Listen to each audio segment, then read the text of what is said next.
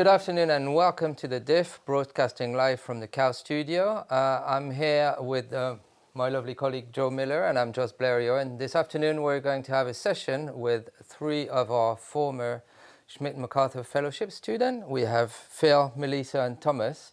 And what we'd like to take out of this session is really, after having gone through the program, you've been thrown in at the deep end, straight into the business world, and get your sense of how that unfolded, how much you had to recap, regroup, and spread the narrative in your respective companies and in your endeavors. But before we go to you guys, Joe, could you give us a quick reminder of what the fellowship is and is trying to achieve?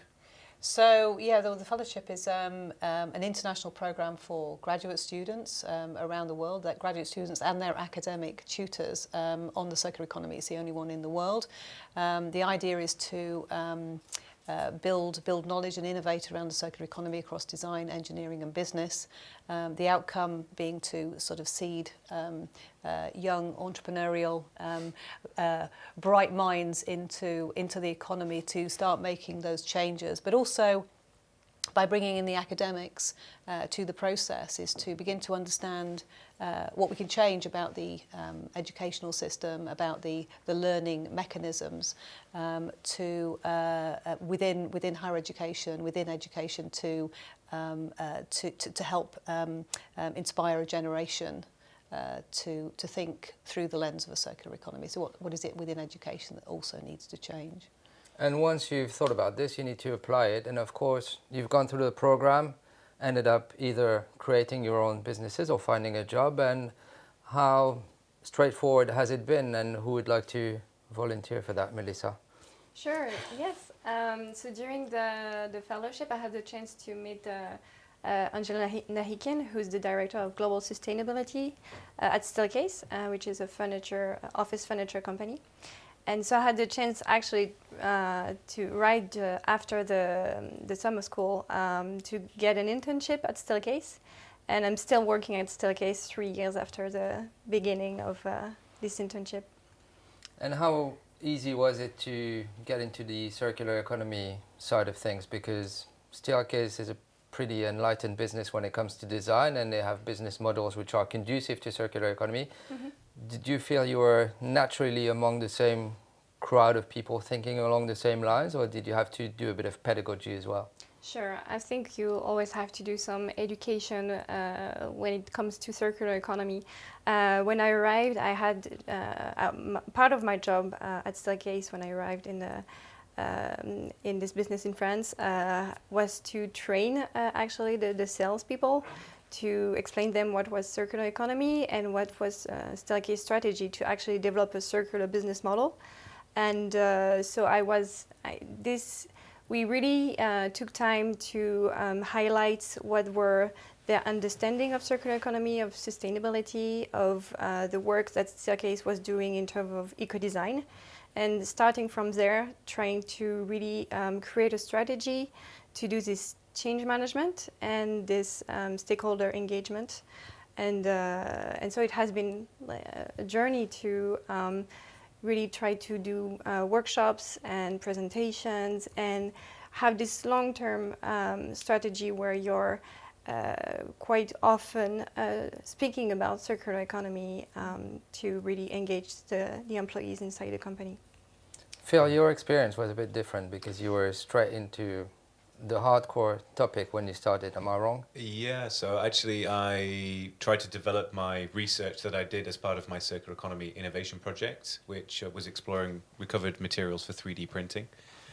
Through the process of actually doing that research, I came in contact with a Dutch startup who were also looking at the same topic. And they were about to launch their product, so I actually moved to the Netherlands and started working with the guys in the Netherlands to deliver to market 100% recycled 3D printing material, 100% from ABS from inside of cars, and 95% PET from recycled bottles. Really interestingly, when I was doing the academic research, I looked at the process flow, talked to experts, and they said, yeah, you'd never be able to get above 75%. Some were a little bit more conservative and said even 50%. And actually, similarly, the guys had the same feedback from plastic recycling experts at the time. because the quality of the plastic material wouldn't be good enough. So when we were working with the team, there was really that ambition to try and go for 100%, and we had to find a material source that was good enough to do so, but we did it. But yeah, so I was working with the startup, actually trying to engage with people around research, around trying to get funding for it, trying to engage suppliers. So that was a really different side. I then also moved back to the UK and worked with a research company, Circular Value Chains within HSMI. And again, that was working with large companies trying to develop out the research and look at circular business models, cost modeling for remanufacturing, supply chain, closed loop dynamics. So at both sides, yeah, kind of difficult challenges, but really interesting, and people really got enthused by it as well, to challenge themselves to do something different. Joe, you had a question. I did actually. Yes, you see me sort of moving in that towards Phil in that way. But yeah, just I know that you've had quite a bit of experience. Obviously, when you were a fellow on the fellowship program, you were at Cranfield University, and then you've sort of been into industry, and then you've been back to academia, and then you've been back to industry. You've been back into academia. So you've kind of flip-flopped between the two. Yeah. And I was just curious as to whether you, in your experience, had seen a difference in the way that academia views circular economy as opposed to the way that industry perceives it. So I'm now doing a PhD in TU Delft, which, like Cranfield, is a very technical, focused university. So not sitting in an ivory tower, just ruminating with ideas, etc. Actually, a lot of my research is engaging with companies, so I can see both sides. But I think within the academic side, a lot more of the focus is around, okay, if the circular economy is transitioning towards a new system dynamic, what are the criteria for that transition process, but also what's the ultimate end process? And then looking at the different ways that circular economy could be created. So we talked before, actually, this interview around open versus closed loops, open versus closed, access to customers, and this is some work that one of my professors is working on. So more of the philosophical side, but then there's also, as Melanie was saying, that there's a lot of information around organizational management, process flow. How do we actually support companies to get to there? But then also, I think industry is really looking still at the very big question of how do we generate value? How do we make this transition? And ultimately, where do we start? So that's a different side. I think, yeah, academia is looking more at the system. Industry is looking at more how do we start this process? But the two work together quite well as well, I think. Thomas, can you comment on that from a design and consultancy perspective? Yeah, well, so my introduction from doing the fellowship program was, I graduated with a really nice case study, which was the Shoey Shoe project, which was about optimizing leather waste, and turning them into a kind of desirable small product. And does that exist? It does exist. Did it It's turn something into a that's still proper happening. venture? Yeah. Well, it's happening, but at the same time, it was interesting hearing your two pathways since the fellowship was that basically that project took up the period of time which I would have spent. I saw all my colleagues kind of put their portfolios together and apply for jobs, and I wasn't doing that. So I then kind of indirectly drifted into the world of freelance, just as a kind of that's what happened for me, and I've been doing that since. And so I'm now in this world of working with companies and trying to get work in this space, and still trying to find ways of actually making it kind of work, and still reflecting on what the foundation did for me to enable this to happen, because there's absolutely no way I would be doing this without having that foundation. But we were discussing earlier that there's still so much that's undefined with what companies interpret circular economy to mean, and how we can actually go about bringing it into reality. And that's a slightly different journey, because obviously you have gone out there into the freelance world, so you're seeing things from a different perspective. What are the barriers or the challenges that you see when you're pitching for work, or sort of approaching people in terms of your? Well, I think so one of the things I was really hoping to do was to kind of infiltrate, kind of under the radar, ways of introducing elements of the circular economy, and really. I've interpreted the circular economy to be a component of a much bigger kind of design process. It still seems to vary completely depending on who we're talking to.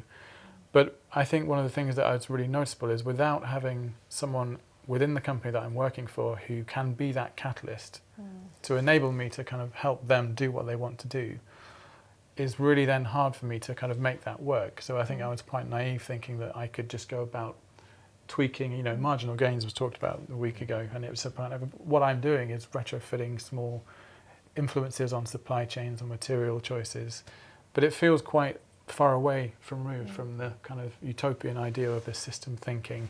It can be quite disheartening to kind of sit back and go, what have I done to this project to make it more circular? I've done small things, but without that person from a company's point of view who is on your side anyway, who has heard about the circular economy, who wants to be enabled to be able to do something. It's a process of finding your champions, the circular champions, and then giving them.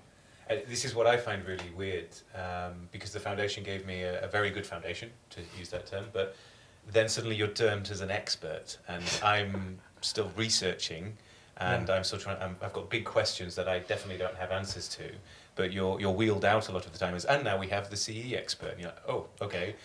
As the consultant, I mean, you must find that very strange when you've got your CE champion, but you're then, okay, how do I add value to what they're trying to do already and add something that's novel, that's also going to deliver upon what they need at the end of the day, which is to try and get a product and also get the buy-in internally. Yeah, and I think even for us, I mean, at Staircase, we also are trying to find our own champions.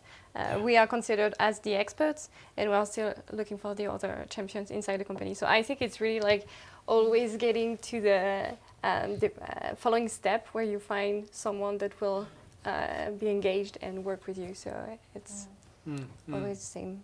But because the implementation of circular economy is really still an ongoing question in a way, being pitched as an expert doesn't necessarily mean that you're expected to have all the answers, but you can point to the right questions.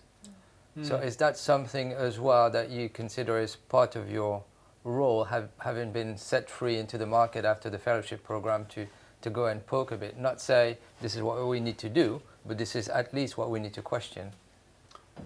Yeah, absolutely. No, that's, definitely. Yeah, 100%. I think it's, so the whole sort of mindset process and having those questions and then seeing something and say, actually, we should really look at this or we should look at that side. And having a range of potentially different tools or frameworks that are being used, either in consultancy or even from some of the knowledge that's been separated by the McKinsey reports, just having that to say, you should read this or you should read that. So it then develops a little bit more of that knowledge transfer within the organisation, so that passionate person can then share that internally.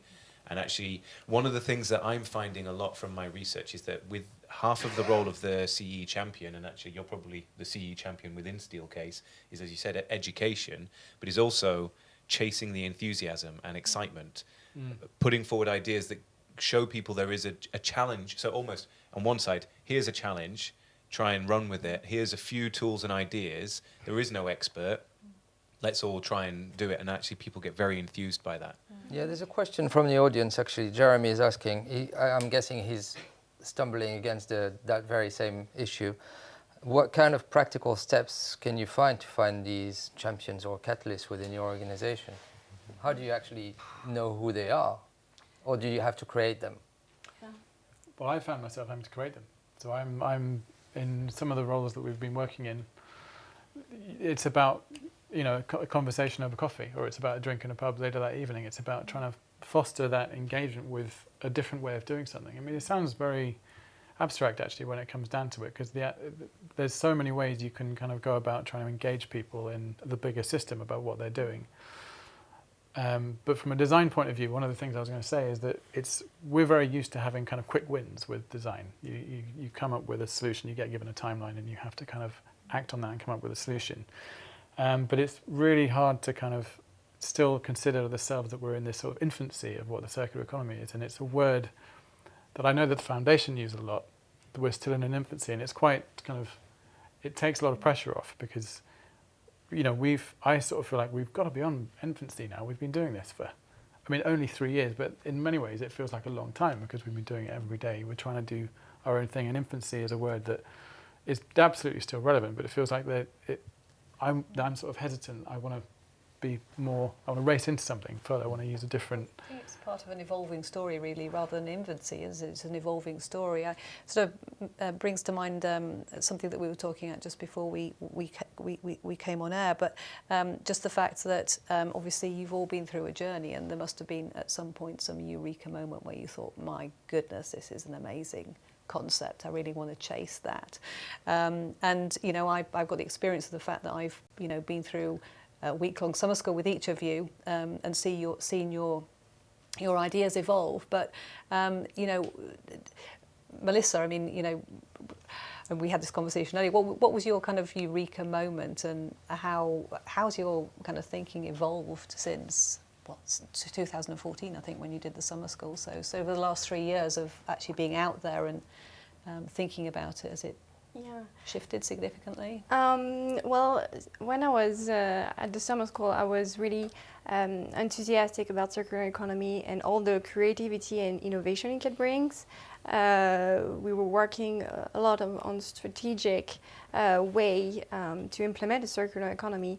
And now that I'm working at Staircase, I'm having this everyday business where I can find a challenge on site and really working with people.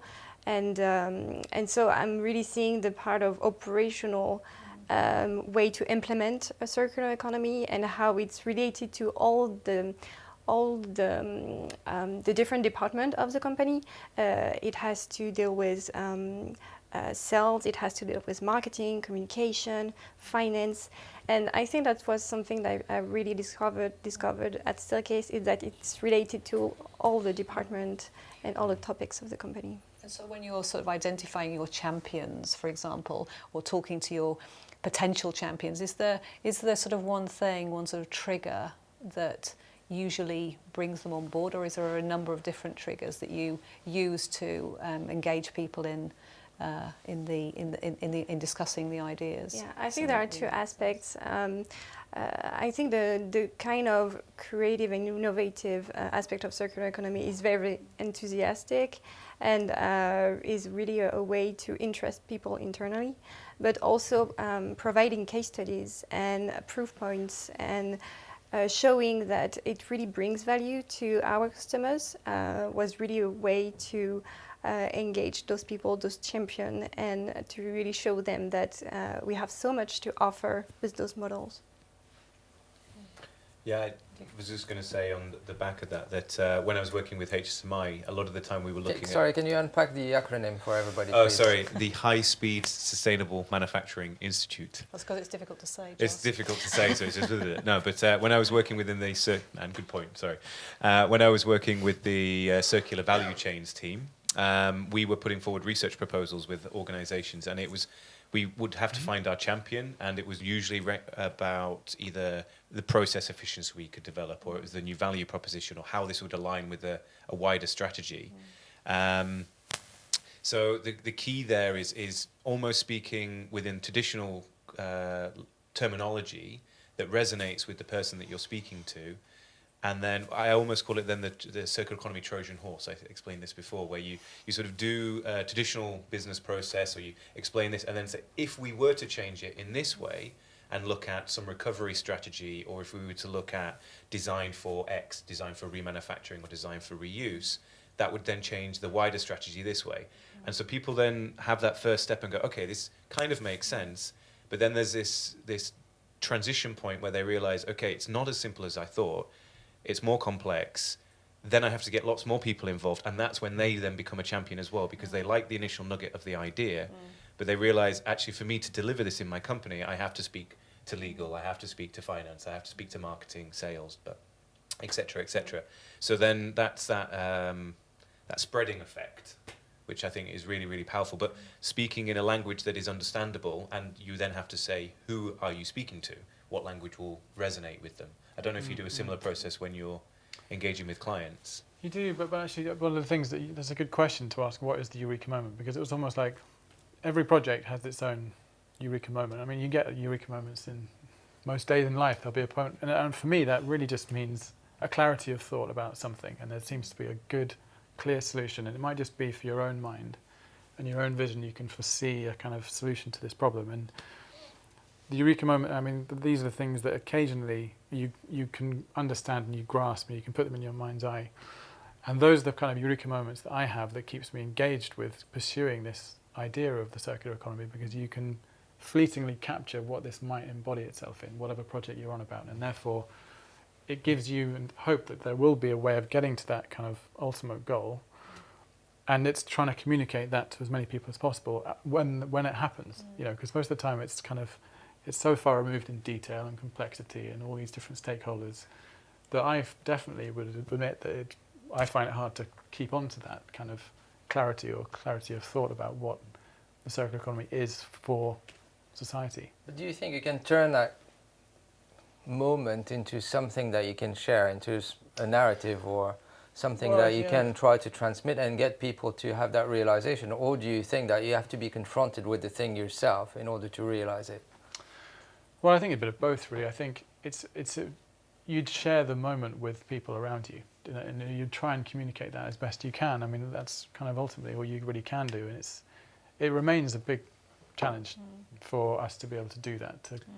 So one of the drivers that I find when I'm interviewing companies as part of my PhD is that there's a personal motivation that the person has that's intrinsic, and that could be based upon something as simple as wanting to provide a better future for their children and or the planet. And then there's the professional motivation, and that could be curiosity, it could be a desire to challenge what is happening within their business, and or the aim of shared responsibility and shared responsibility of the challenge. I want to, for my working life, to be part of the solution going forwards. So then there's this moment when they see their personal and their professional life being at odds with each other, and so then almost challenge themselves, and then that's when they become the champion and give them a few tools, and then almost they have that same conversation with other people, but balancing their personal. Because I think most people intrinsically have understood the messaging around climate change, sustainability, resources. When you then position the circular economy as a means to approaching those solutions, challenging different ways of working, then it opens up a lot of creativity and ambition to try that, and then self-realization that actually they need to do it within their own working practice. But I'm talking to innovation managers in large companies who have sort of already seen that future vision. So one of the questions that Melanie actually asked me before is, am I speaking to people who haven't already come across these wider concepts? And I don't know how you take somebody completely from that position and instill a champion feeling. You mentioned something about sort of seeking solutions, and I think that's a really interesting one. Do you think there's a kind of in the scrabble, shall we say, for a solution? I think many people, are on board with the fact that we need to sort of seek a new way of doing things for a variety of different reasons. But in that scrabble to find a solution, that we run the risk of providing something which really is a sort of mediocre approach rather than a systemic approach. And it was something that you mentioned, Thomas, earlier about the fact that every kind of year you come back to the foundation to go to the summit that we run, and that it inspires you again to think in that bigger picture, that you go away and you sort of zoom into your specific challenges around designing shoes or in a consultancy or whatever, and I'm sure this applies to you guys as well, is that somewhere along the line there is a risk that we're going to lose that systems approach to this kind of big picture, that it's going to be narrowed down to a more refined thing that is only a kind of shadow of what the circular economy could be, shall we say? Yeah, I massively agree. I call them my moments of disillusionment, and I have them quite regularly, partly part of the process of doing a PhD. But recently, actually, there was a paper that was written. There's 114 definitions of circular economy, and that actually this requirement to define everything is actually almost holding people back from taking forward that first step. So what I was wanting to propose in some work that I've done recently is moving away from defining everything to narrowing down to what are the goals. And that actually you can start to look at these potential incremental goals that would lead to more radical change. But this is something that companies are struggling with when looking at that system-wide approach. Where do you start? How do you start affecting that change and transition? And so I'm finding that a lot of organizations are experimenting, are piloting, are looking for new ways of doing these things. And actually, I think that's a way for people to get involved, to try some social experiments, to try, within your work, a lot of the time you're trying to show new ways of thinking about stuff and a new framework to work within.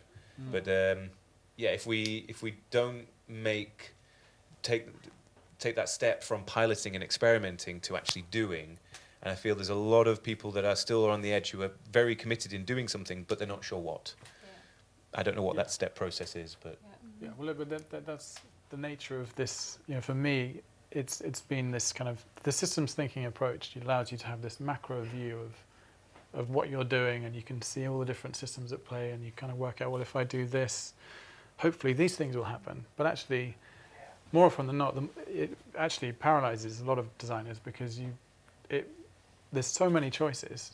Designers work best when you've got a really tight brief and you know what the kind of outcomes will be.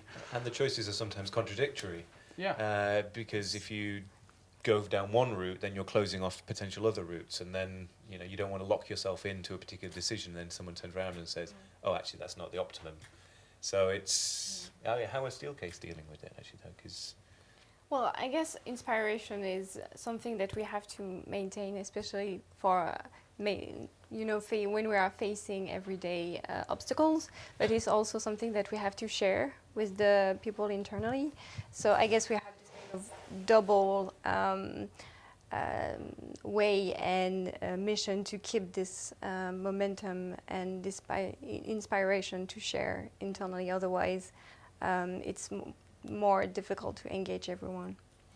Right, so we have a lot of questions coming. There's a lot of stuff happening in the studio, but on my iPad as well. And there's a lot of stuff happening in the diff as well. So in order to help you navigate all that fantastic content and all those sessions, may I ask Sophie to give you a quick rundown of what's next on the diff? Thank you very much to our lovely panel.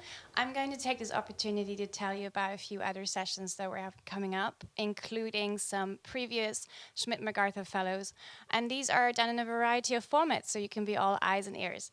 Tomorrow at 1800 UK GMT time, we'll have an open session with Bo Chung. This will be on rebuilding with the circular economy, the case of Chile. And this should be a fantastic addition to the current session, elaborating on the circular economy toolkit for regional policymakers. Also tomorrow, Thursday at 9 p.m., we'll have a video airing including Daniel Gusso and Fernando Ribeiro. They'll be discussing design solutions that benefit business, society, and environment. And the final open session podcast I'd like to suggest at this point is on the 24th of November next week, coming from Georgia Parker, and asks if the CE, the circular economy, is enough to solve fashion's wider social issues. And before I hand back to Joss, I just really want to encourage you all and our viewers to get involved during the diff. You can do this, and we love hearing your comments, questions, and feedback if you use #ThinkDiff on Twitter or the links and the chat box on each session page. And with that, the show must go on. Back to Joss. Thank you very much, Sophie. I hope you've taken note of all of these upcoming sessions, and we're back in the room. One question that popped up is, I suppose I'm doing a bit of it's a bit of a poetic license, but do you get tired of repeating to people that circular economy is not recycling on steroids? To be honest, actually, no, because that question isn't even asked enough. A lot of the times I'm working with people who have no idea what the circular economy is. And that's a whole different, so that's, in a way, I can totally understand that question, because in this environment, yes.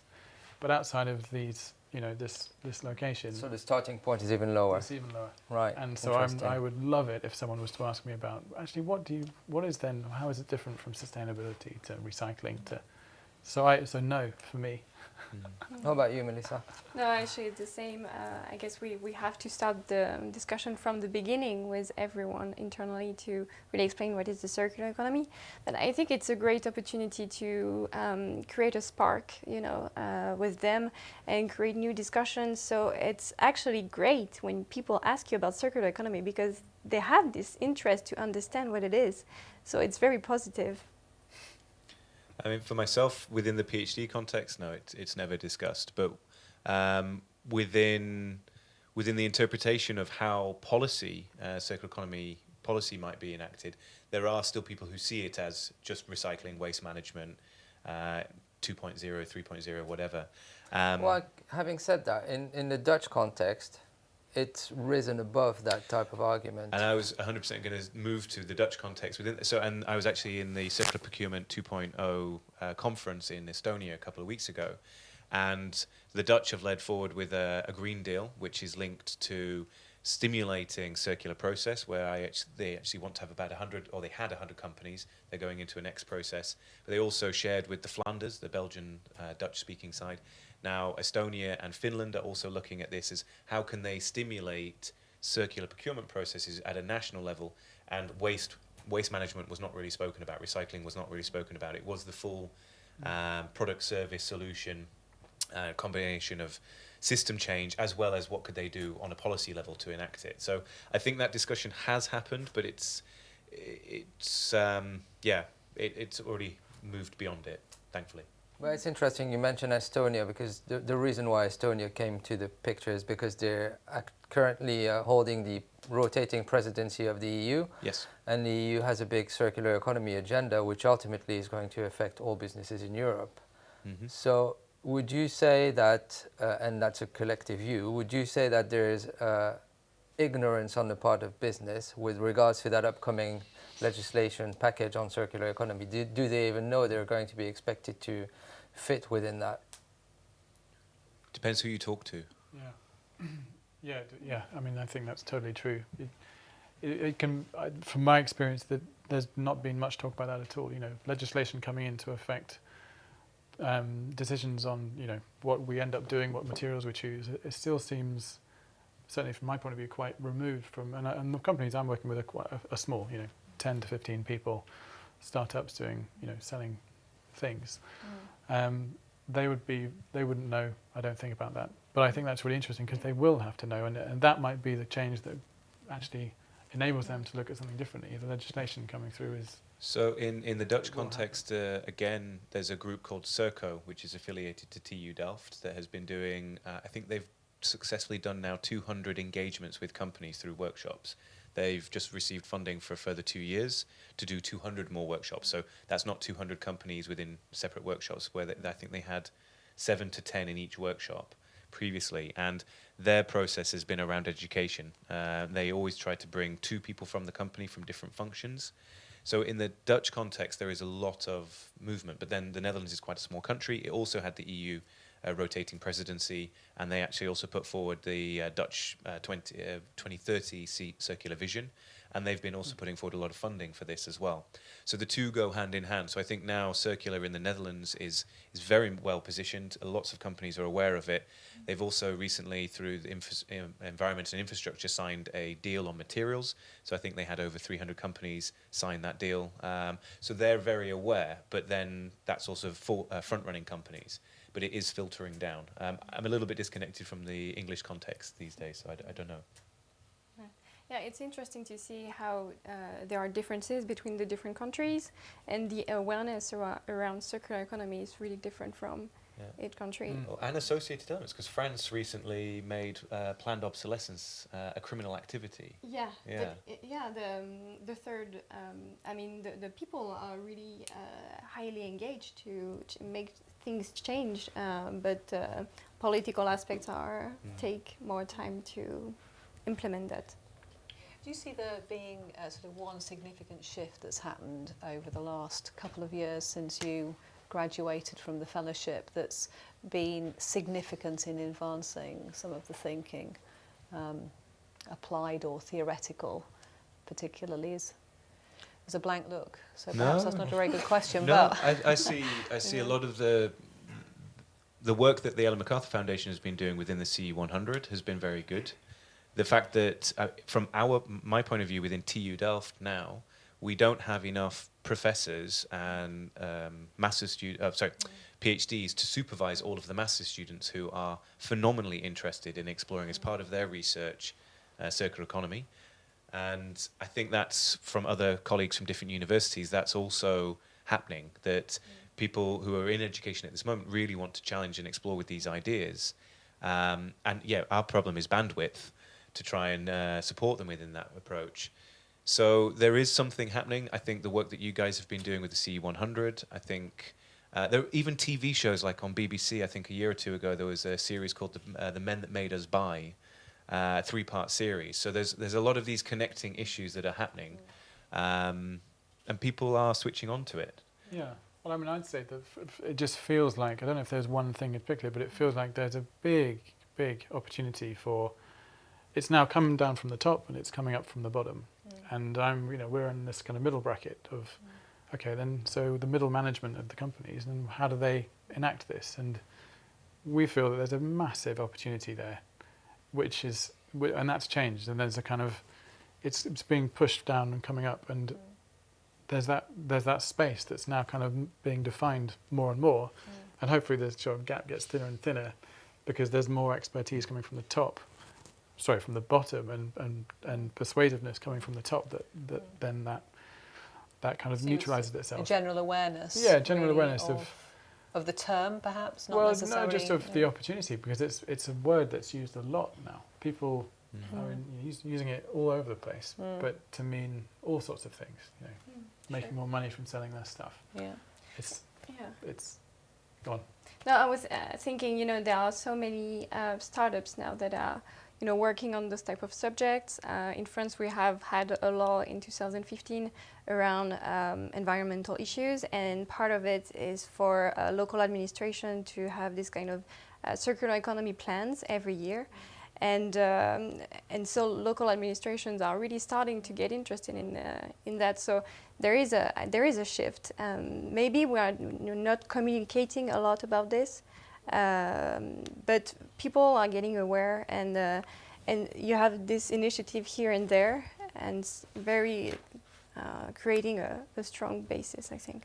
The element there that you said, not communicating about it, I know that a lot of companies are doing lots of internal processes, experimenting, exploring different options, but they're not always communicating about it yet, because they're not sure what their position is, and they're not sure what their marketing strategy is. And so I think next couple of years, because we've seen this uptake from when we did the EMF, the fellowship, and then we've seen this. Companies are now exploring it, they're testing, they're piloting. There is, as Tom was saying, this gap. There's the strategic level, people who've got maybe 20, 30 years experience who are making the decisions. Then there's this junior entry level sort of data analysts. How do we actually work this out? And I think that gap is shrinking. In the next 3 to 4 years, 5 years, you might not see it titled or branded as circular, but there'll be essences of circular within there. Again, going back to this, what are the goals of a circular business model or circular product design? You'll start to see essences of these, and it might be simply they're still testing or piloting parts of this. I don't know if it's there's strategies that companies are looking at. How do we test a few of these different assumptions before we go full into it, and then market it and brand it? But the other thing that's also talking about is people want to employ people with experience within this industry to kind of, if someone was to pay us to do something, we need, it works much better if we have a big brand behind us that we can then say, we're collaborating with IDEO, for example.